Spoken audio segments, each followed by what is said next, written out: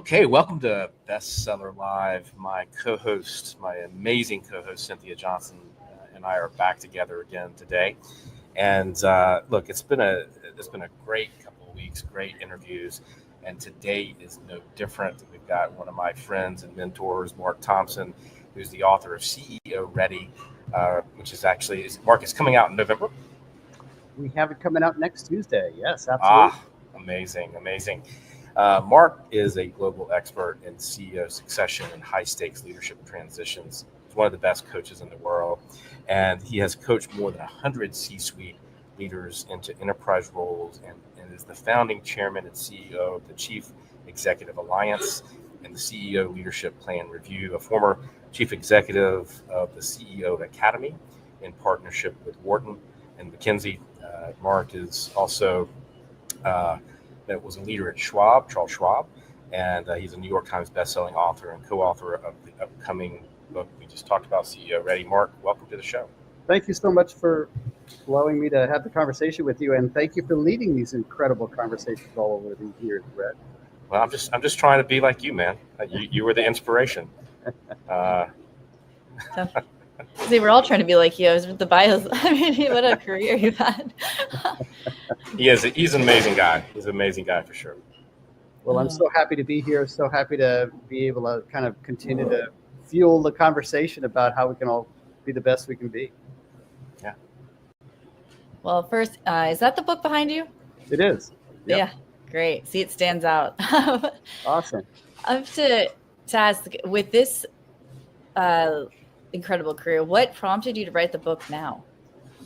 Well, the interesting thing about it is that Harvard Business Review approached me. I'm kind of one of those guys who, when asked about a resume or a book proposal, I don't understand either, because I've been blessed with having people approach me on the dais or when I'm at a conference. Usually it's at NASDAQ, where I spend a lot of time here in New York. And it was Scott Baronato, the editor-in-chief at Harvard Business Review, came up and he said, we've done a lot of books about business. Yeah, I said, I've heard of you guys.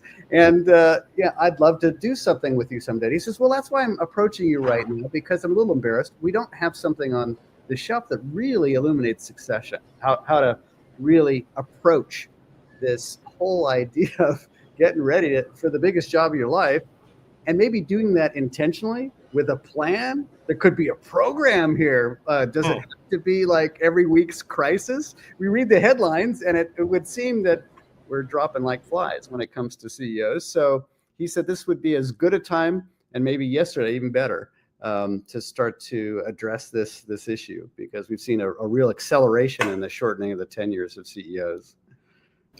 So, Mark, you talk a lot about, you argue that most executives are preparing for the wrong job. What does the book reveal about the real work of a CEO? Well, it's interesting. Our great mentor and kind of the father of the profession, Marshall Goldsmith, wrote his most extraordinary book. I think the greatest classic really is What Got You Here Won't Get You There. And what was shocking to my co-author and I, my business partner, Byron, who runs the board practice at NASDAQ, they both as a regulator as well as a stock exchange, the world's biggest multi-trillion-dollar stock exchange. And so he's in the boardroom all the time. And, we had this epiphany. The main job of the board is to hire and fire the CEO, and maybe to hire one of us as coaches so they don't have to go straight from hire to fire. And so what's really missing, that what got you here won't get you there, maybe seems to be a bigger leap than most boards and most individuals realize. You look at this guy or gal who's running the company as having this incredible mandate, power, authority, gravitas.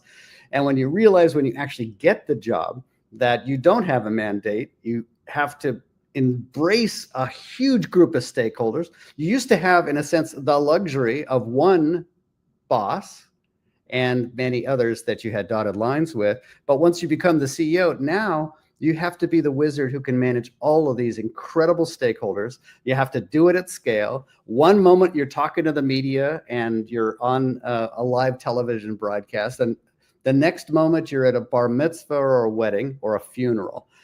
And for each, you have to be able to find what success is going to look like before you arrive.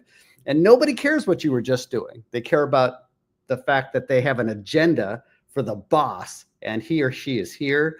And that is a hell of a leap for folks. And it's been one after I have done it now 127 times.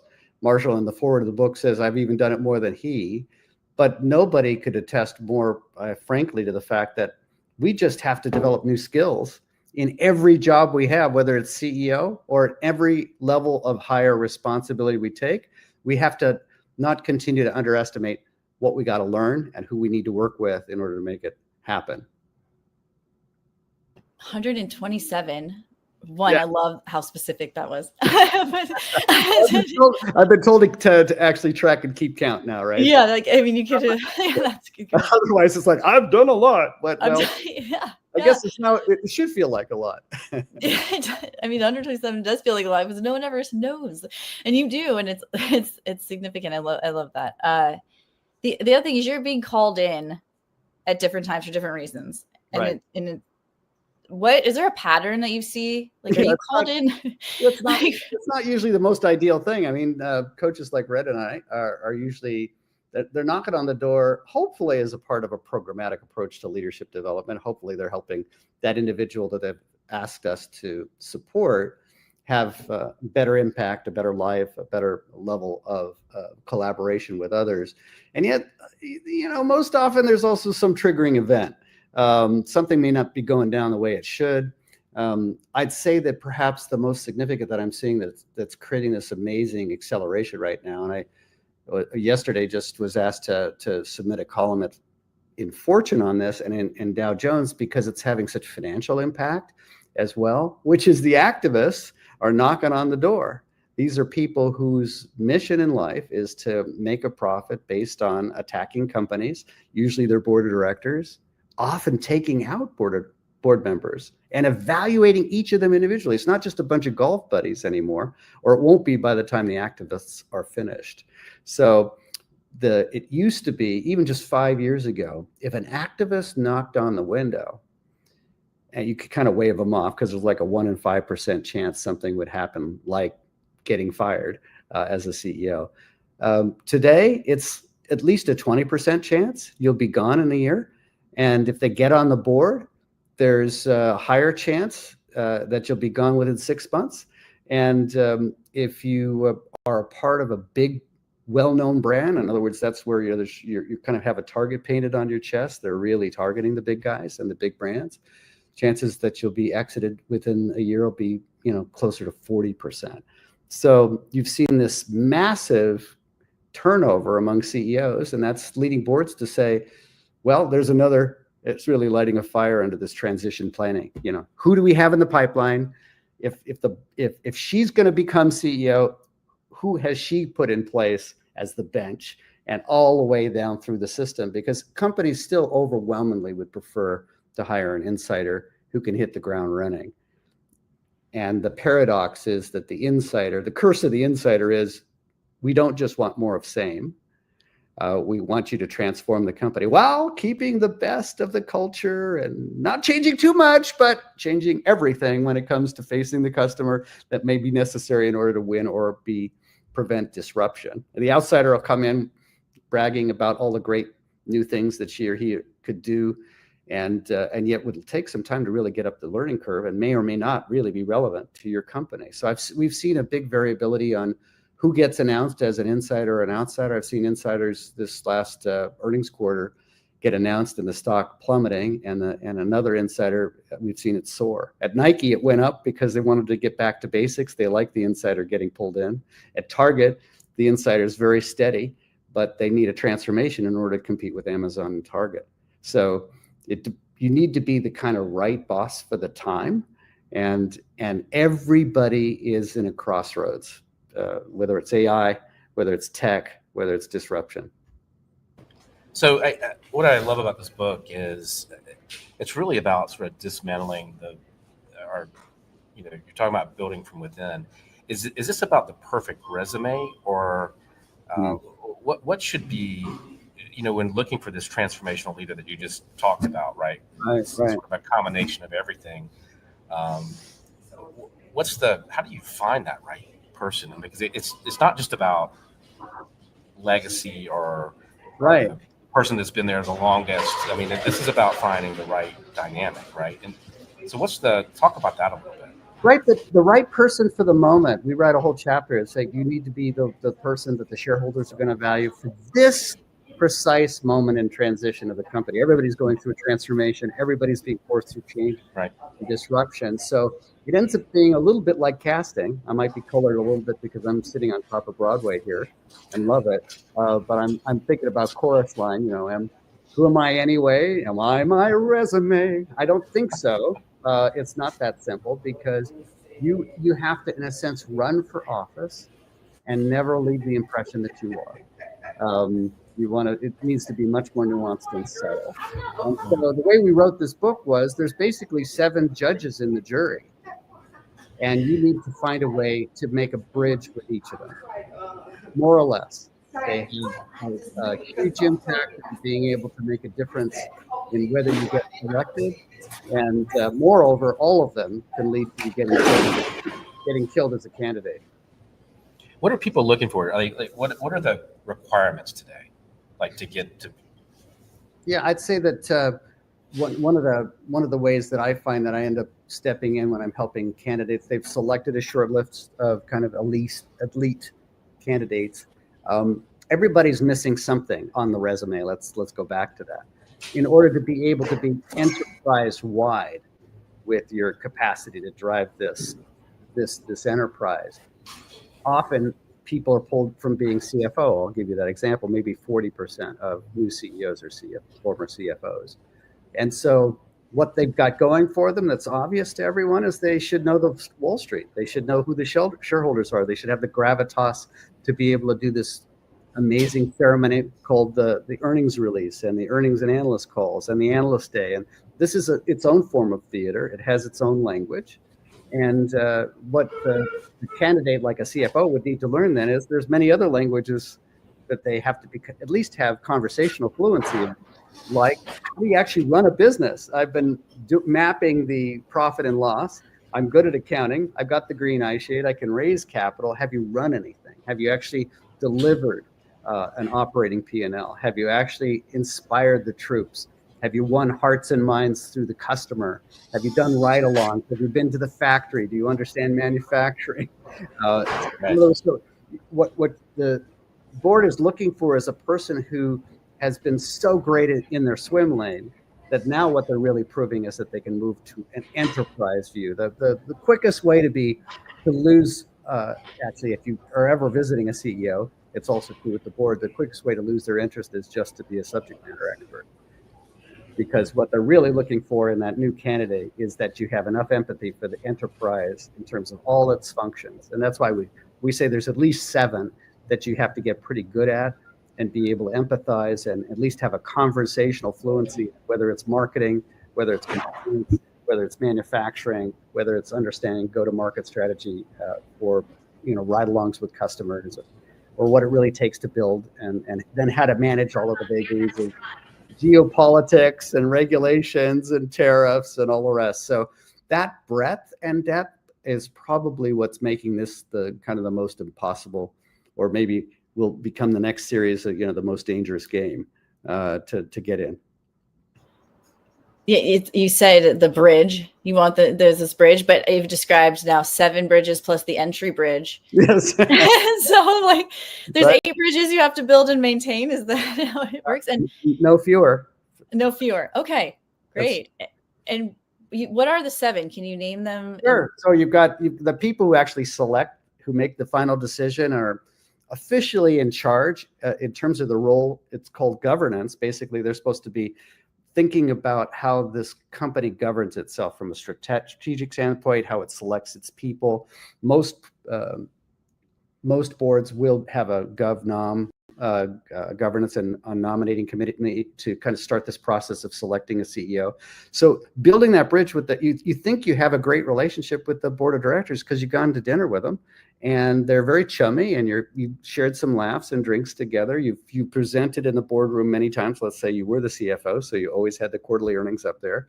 And they've all winked at you and said, you're the next one. You're the best. And what you don't realize is they're dating a lot of candidates inside and outside.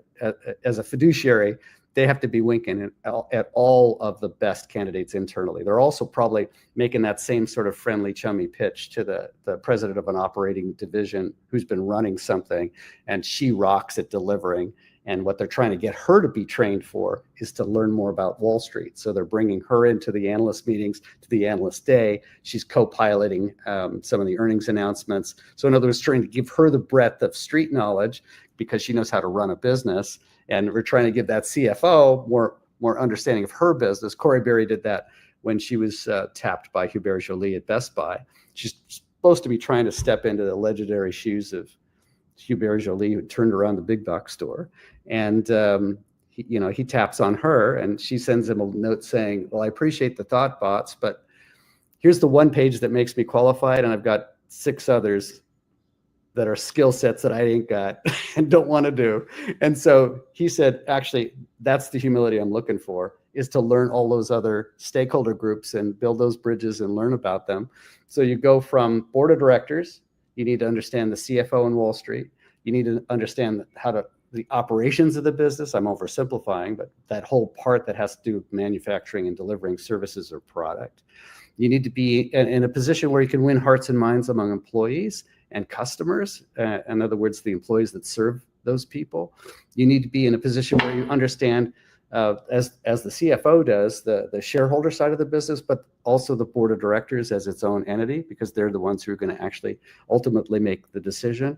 And one of the new areas that kind of rounds out the 7 that is so key, that is shocking, I think, for a lot of people right now, and that's the assessors and consultants who are coming in to dismantle and unpack your personality. So you're going to be, I've found, at least among my clients, I don't know about you, Rhett, but I've come across it, and I write about it in the book, at least 23 different types of psych profiles, heuristics, case studies, business analysis.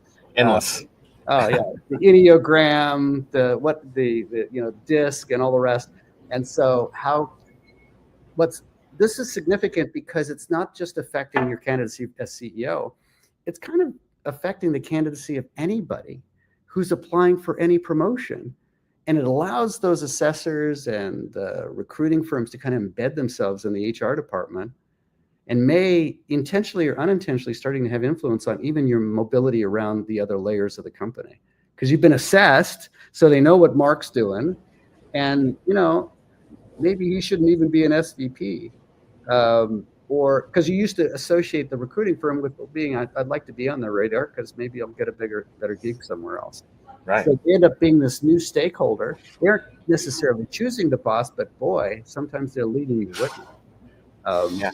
They have a lot of influence on it for sure. Have a huge influence. So that's what you're really looking to do, is to understand who the stakeholder influencers are, and start to be just conversational enough and understanding each of their languages and what their agenda is.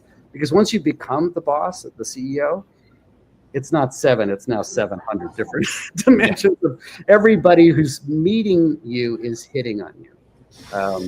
Everybody has an agenda. And so that's what we really wanted to cover in the book, is kind of a primer.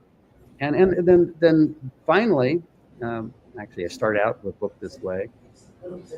The most important stakeholder is you. Do you really want to do this? Yeah. Why? It's not for everybody. Benita, when she does her research and collaboration, she has this wonderful phrase, the CEO is not a prize to be won, but a job to be done. And so it ends up getting, kind of both demonized and lifted on a pedestal.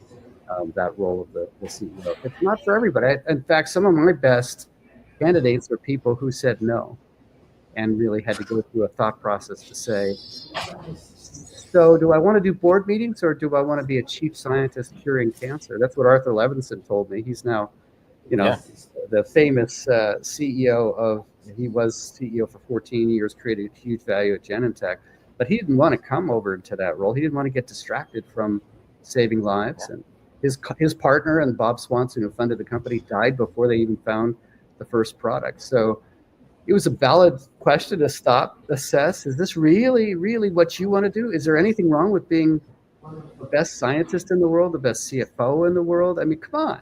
It's not for most people to do this impossible job. So that's legit. Stop, assess, make the question. I've had people who say, you know what? That's not for me, but I am going to create a legacy that won't quit in terms of being the best designer, best ad guy, you name it. And sometimes it's not even in your best interest to do it, right? Because the likelihood of surviving, 2 years, if you really love what you're doing in the company you're in, it's tough. It's such a huge point, Rhett, because I do bring up there is a lot of kind of fears and myths, and one of the biggest is like, do I just want to be the person remembered for taking this incredible brand all the way down? Right? It's like here's an easy job. I want to step in for Steve Jobs. Now you could say a lot of things about whether he was a great manager or a terrible one, but really you're going to follow in Steve's footsteps and then somehow take the value of the company and the markets from 300 billion to 4 trillion. That's what the successor did. But let's follow Bill Gates. Well, that was Steve Ballmer for quite a while, and then Satya, who's not the same guy. They almost overlooked Satya because he was just so chill, so collaborative, and Ballmer was so bombastic. So that goes back to your earlier question too about, am I even going to be the right fit for this culture? Can I really make the difference that I need to meet? And then stepping into the shadow of giants. Damn. What can boards learn from the book? I think the boards are really snapping this up. That's interesting. We were doing our book launch this week at NASDAQ, and I've now been at 3 different conferences that are all focused on boards, because the boards are the ones who have the charter of deciding who's going to be selected and who's going to be fired. And when they're seeing their companies under attack, they're seeing so much change and volatility, the stakes of picking that person are higher than ever. And so now they need to think. Often, when the CEO succession plan works, it's kind of it gets a little bit delegated to the current incumbent CEO. She or he has a hell of a lot of other things to do. And so one of the lessons is there needs to be someone on the board, like they did when Bob Iger and Disney got attacked. The proxy fight was able to fend off the activists by not eliminating board members or firing Bob, but they got the memo. A few months later, they brought in a new head of the governance and nominating committee who had a lot of gravitas from Morgan Stanley, and then they set a plan in place, and they said, "Hey, look, we're going to decide who the successor is, and she or he's coming in 2026, and it's not you, Bob. So we love you, but we'll miss you." And so making those kinds of choices, boards, perhaps that's more aggressive, maybe that's more assertive, or maybe that's more proactive. Enrique Lores at Hewlett Packard just does an incredible job of institutionalizing a programmatic approach to leadership development. Everybody's getting better at everything. Everybody has a coach. Everybody is on a program to get better at the skills they need to rise to the next job, or deselect out of it, or move to another one.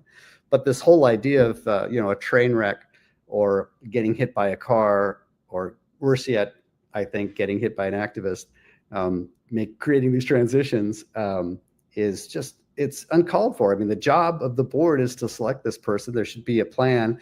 When my partner at NASDAQ, he does a survey every year, asked how many companies have plans, I was shocked. Only half said they'd had one. And of the half that had one, when you asked them for a sample of it, only half of them could send you something. So it's not a lot. Boards can learn a lot, I think, and I was proud of them this week, because it was at the National Association of Corporate Directors, which is the organization that thinks about these things.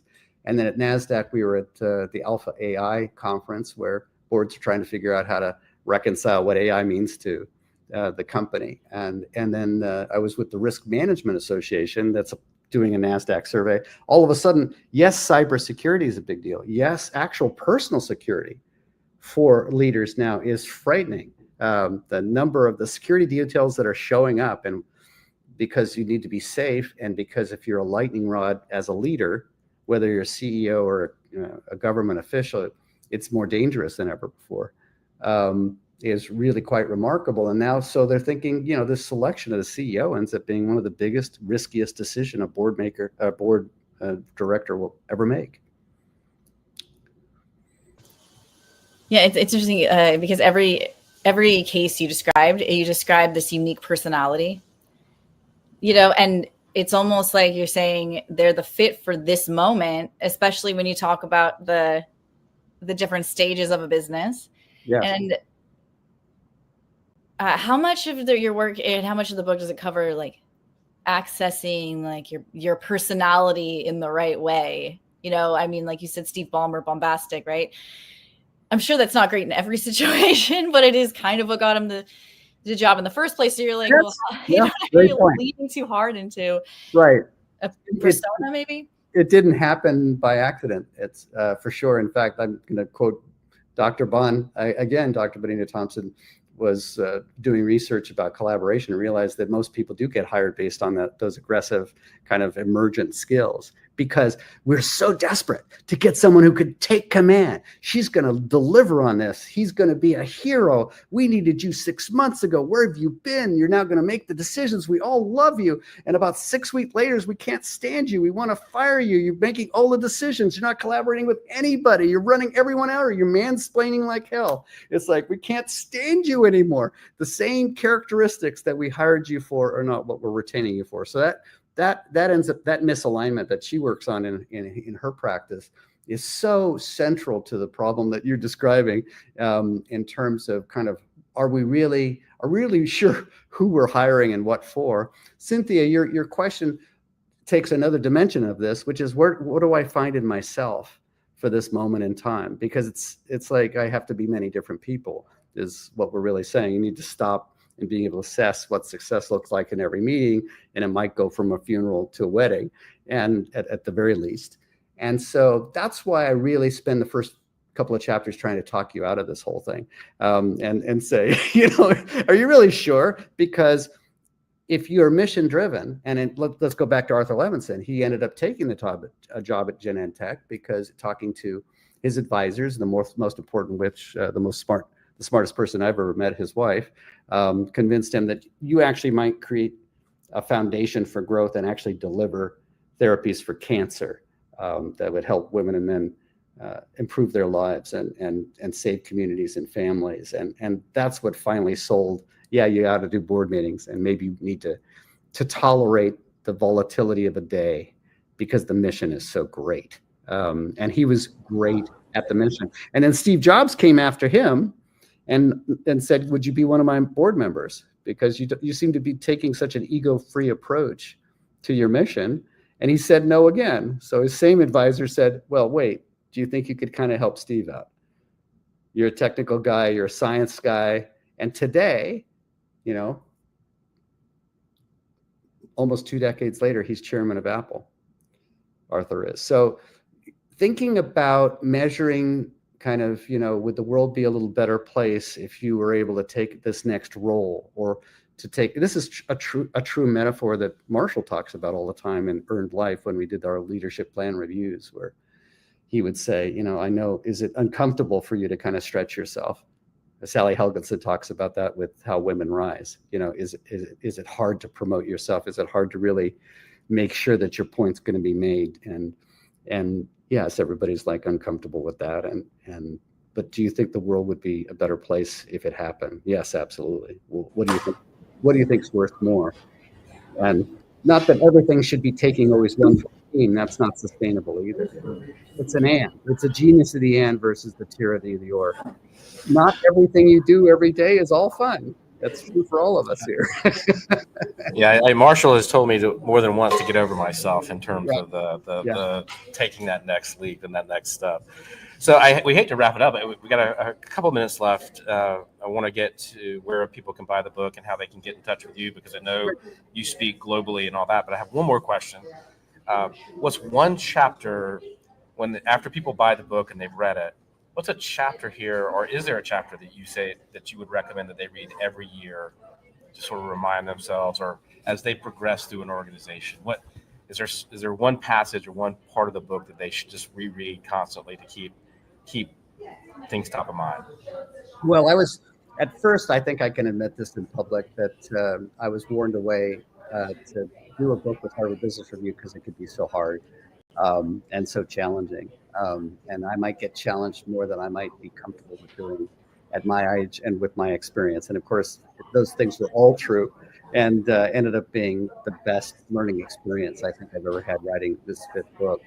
And one of those things was when Scott Baronato came back to me and said, we need this final chapter, the one that everyone reads every year, Rhett. And it's the one that you can go kind of get a sense of what did I think I got out of this last time is going to be different seen through the lens of the person I've changed into in this last year.